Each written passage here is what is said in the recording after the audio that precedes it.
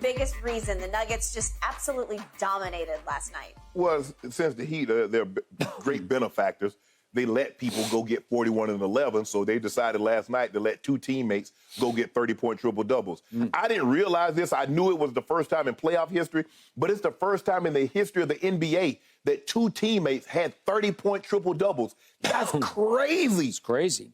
And when look, you got to stop something. Last night, the only difference between last night and what happened in Game 2, the shots that Jamal Murray took last night went in, the other night they did not. Jokić is going to be Jokić. And I almost bet you, you want to do it, I almost bet you a 30-20 triple-double. I offered and you would not. I would not. But I knew what was going to happen. I knew he was going to come and play. If anybody could get going early, which Jamal Murray did, now he could settle in. But he was a little bit more aggressive than I thought he would. Nikola Jokić, he was even a little bit more aggressive to start the game than I thought he would be. Yeah. I thought he would totally let the game come to him, but that didn't happen. Skip, I mean, a 30-20. Think about this. This is his third 20 triple-double in playoff history. That's one more than everybody else in the history of the game has done. Kareem had one, Wilt had one, and now he has three of these. Jamal Murray, I mean, what can you say about Jamal Murray? He's a shot maker. He can make the three. He's good from mid-range. He can finish at the rim, and he kissed one late in the ball game. Yep. Skip, it almost touched the shot clock. I was like, ain't no way that's going in. That's about to go over the backboard, and it goes in. Last night, Miami just didn't make shots. That's what it comes down to, Skip. When they're not making the three-point shot, it's very difficult for them to win a game because, like you said, look at what they shot in the regular season as far as getting scoring, as far as three-point percentage. And when you look at the numbers, they had two guys, basically they had three guys in double figures. Caleb Martin had 10, and you had Jimmy Butler, whose efficiency was terrible. Bam efficiency was terrible, although Bam had 22 and 17. Yep. You're not going to beat the Nuggets when you only have two guys, when your two guns score 50, and then everybody else basically under in single digits. But last night, that was as good as the Nuggets can play, and I don't know if the Heat can get to that level of play, Skip. And I said yesterday, and I'm going to turn it over to you, I said, Skip, if Gordon and Porter could give you 30, so I'm looking at two guys, not your two big guns, if two other guys can give you 30, they'll win comfortably. I said they could win by 8.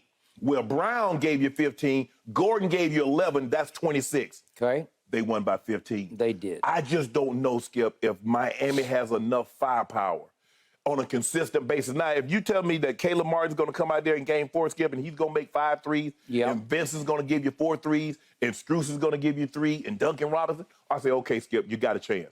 But other than that, unless you shoot the cover off the basketball, I don't believe that the Heat has enough firepower to deal with their two big guns, which is Jokić and Murray, which is the best dude, the best big little, that's Shaq and Kobe. Okay.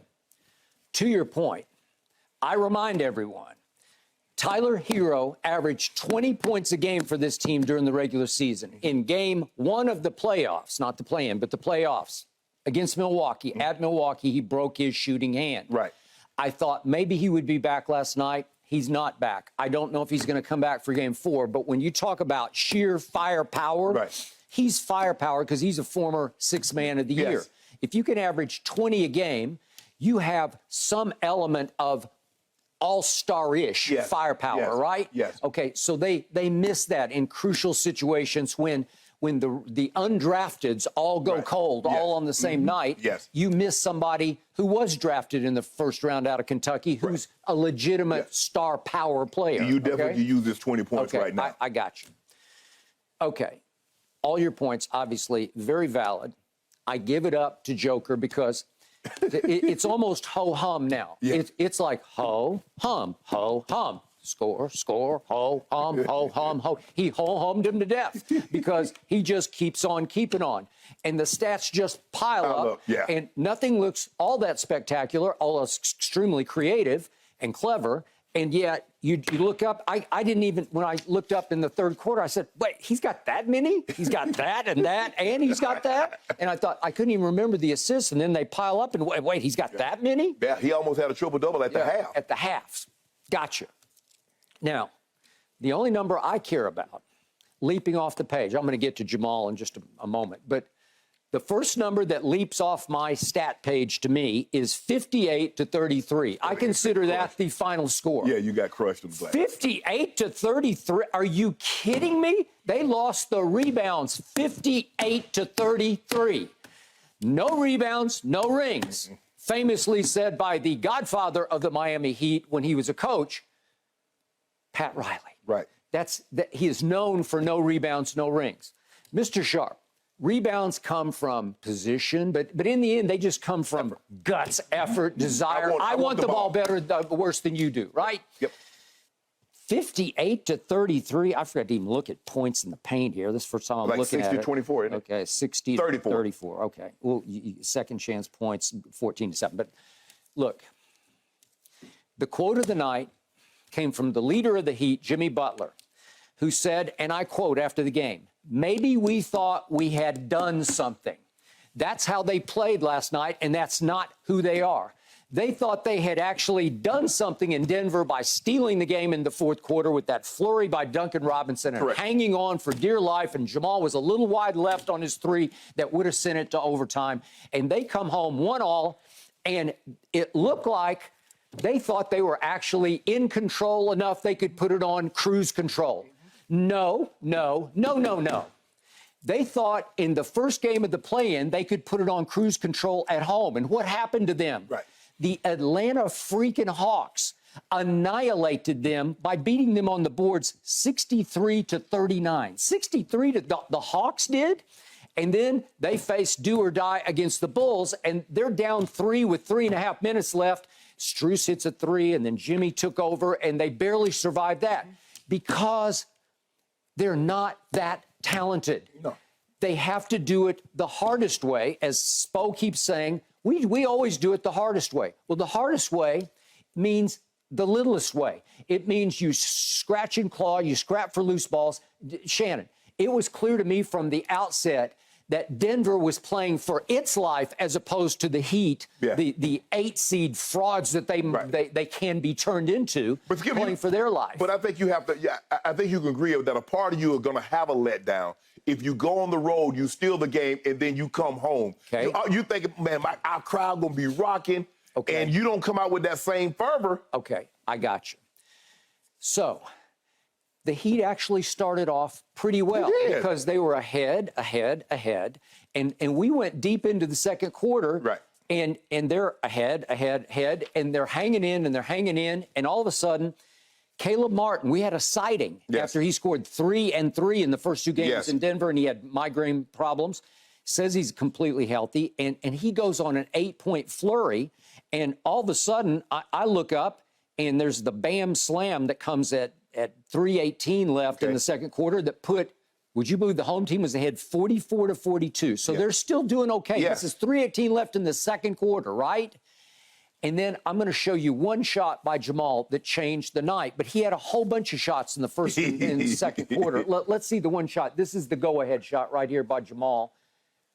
That was the bam slam. Now, Jamal, and it's from guess who, because they just leave him open because that's how you have to do Joker, and he hits that. Yes. Okay, that was the first time they jumped ahead, 45-44. And guess what, ladies and gentlemen? They never looked back. From that moment on, they're up 5 at half. The third quarter was a disaster for the home team. That's been the Nuggets. The third quarter, they've buried everybody. Okay, and they buried them last night. What happened in the first 2 quarters? Joker was pretty good, but Jamal Murray was off charts great because, Shannon, he saved your bacon again and again and again. First quarter and second, I'm going to give you the shots that he made and what the score was at this point or what the deficit was. Okay, his first shot is a bank shot in the first quarter that cuts it to 3. So you're teetering. Right. Then he makes this little floater that cut it to 3 again. Then he makes a little 9-foot jumper that cut it to 1. Then he makes a layup that cut it to 2. Those are in the first quarter. Right. So you can see what's happening. You're hanging in. Now we go to the second quarter. He hits a big 3 to cut it to 1.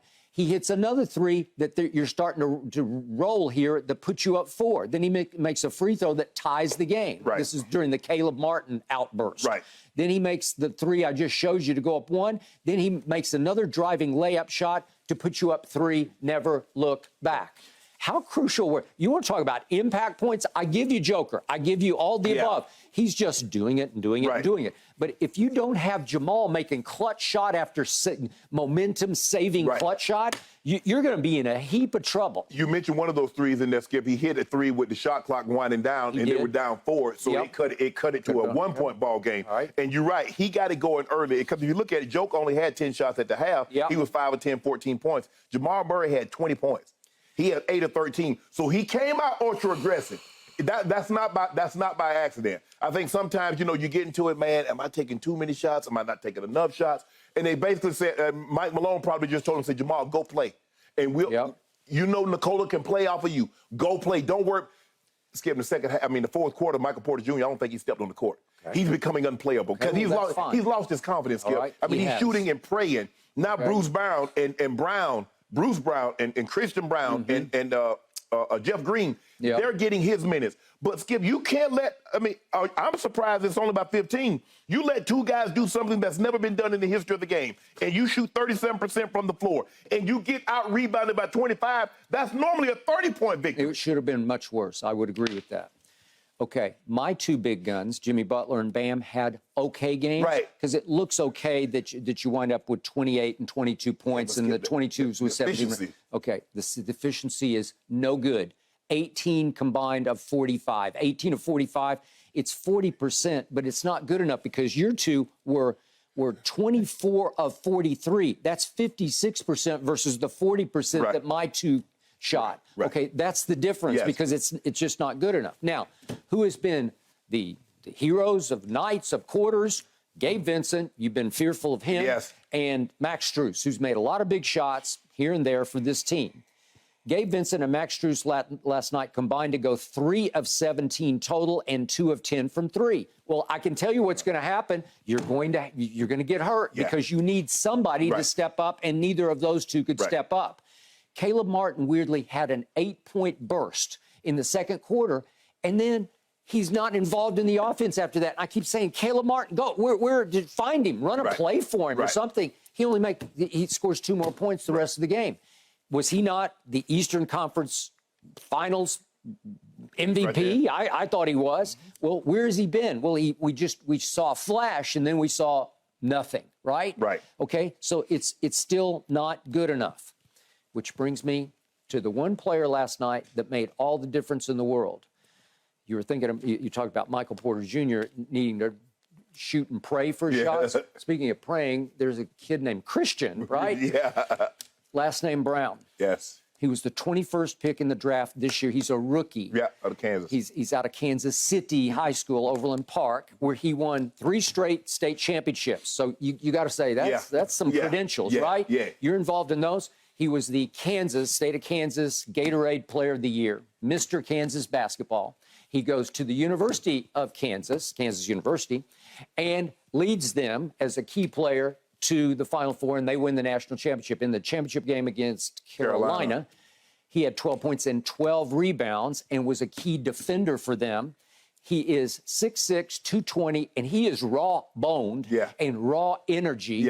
And he's got winner written all over him because he's not the most talented kid, but he is a Miami Heat type player. He attacking the basket. Okay, and what he did last night was he did a heat on the Heat. Because usually it's one of my undrafted guys who play like Christian Brown did last night.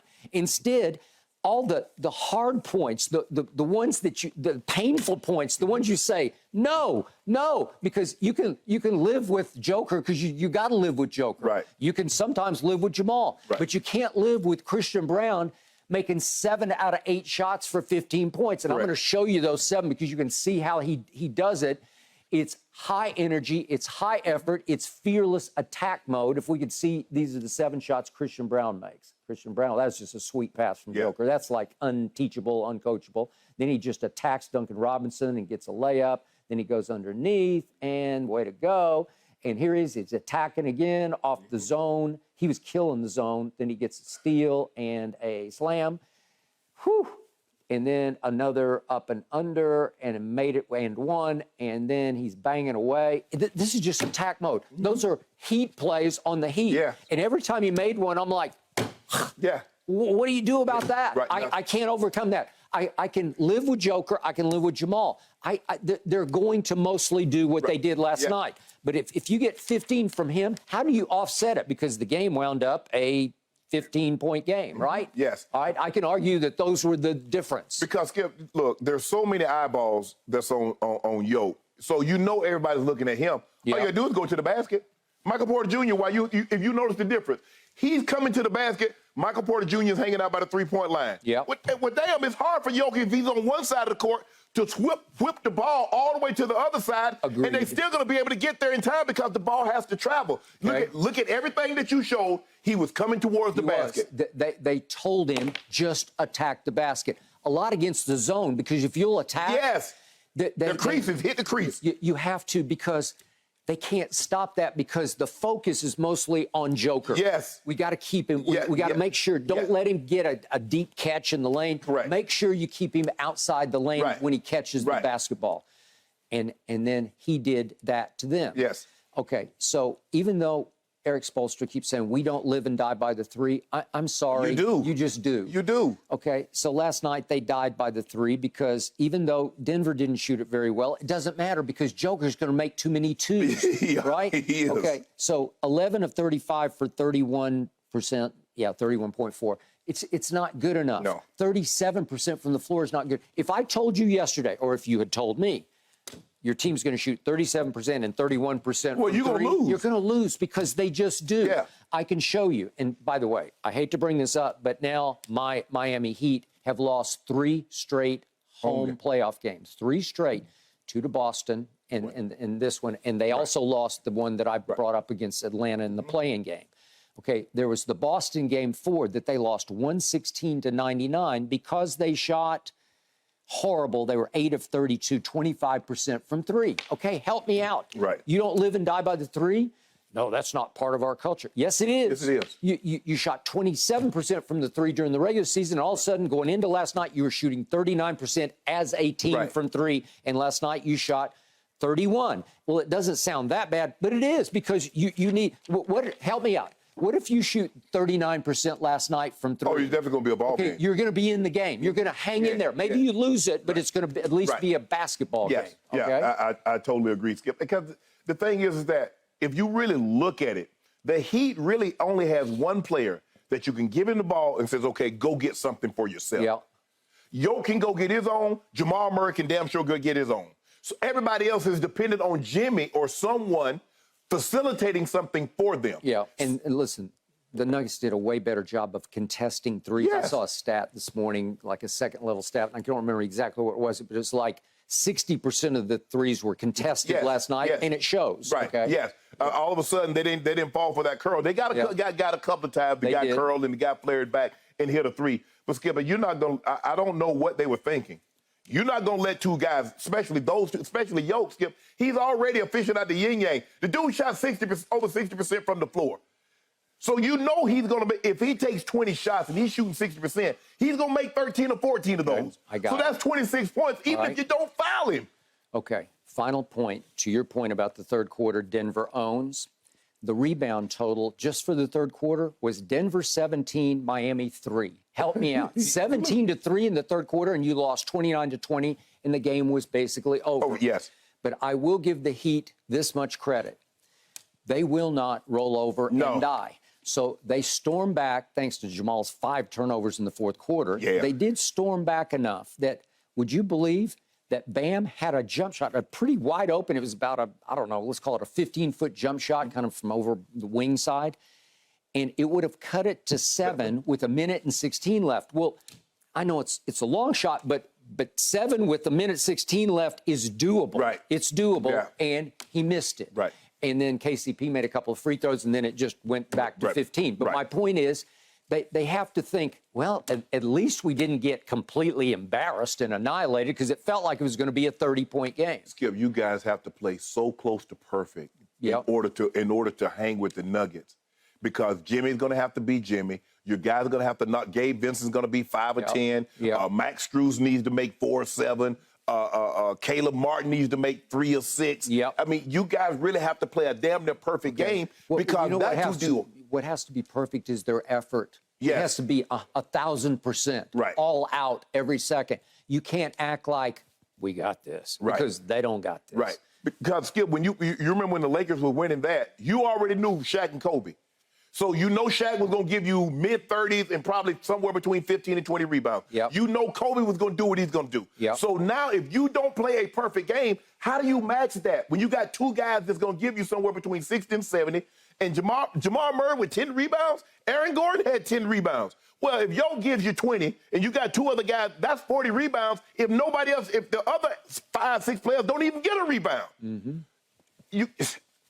I agree. 58 to 33? That's all you need to know. No rebounds, no chance, right? I mean, you had two guys almost out-rebound the entire Heat team. You did. Pathetic. That's not who they are. That's who Jokić Not is, like though. them. Yeah. Are you really to say it right now? You really go on record right now. Go on record right now.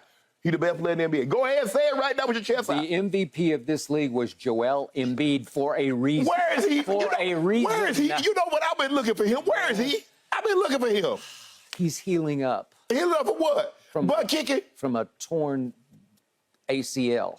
Ah, they ain't got no toy. Don't do that, Skip. Yeah. You gave that man an injury he didn't even have. Yeah. The one, no, he's got it.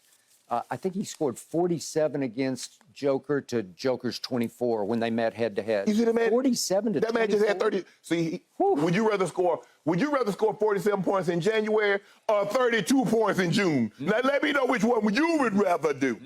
Oh, so this is over now. That's what you're saying. That's what I'm saying. Okay. I just asked you a simple question. Yeah. It matters. Time matters. Yeah. Dates matter. Well, You I rather score- answered. The MVP is Joel Embiid, Do you and believe? he deserved Do it. you believe that? Did you say that he deserved it? I reserve the right to change my mind. Yeah, okay, thank you. That's what I thought. Well, you know, Spo is back in the cave. He might not have slept last night. He might not We'll come see what out. Adjustments. He might not. He'll come out. We'll see what adjustments he comes up with next. Thanks for watching, Undisputed fans. Subscribe here to get the very latest from Skip and Shannon. Plus, go watch a few segments from our other shows on FS1.